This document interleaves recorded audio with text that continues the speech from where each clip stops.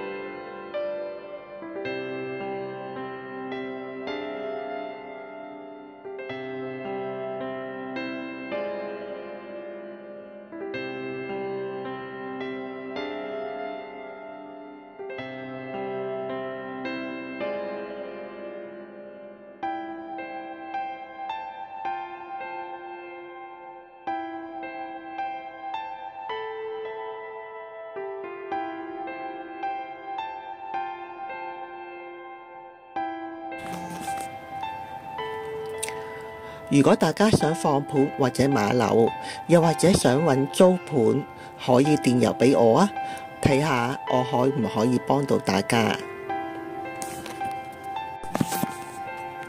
我呢條片係一條冇流量嘅頻道啊！如果大家睇到最後，不妨俾一個讚好我，留言或者可以分享出去，我就感激不盡啦。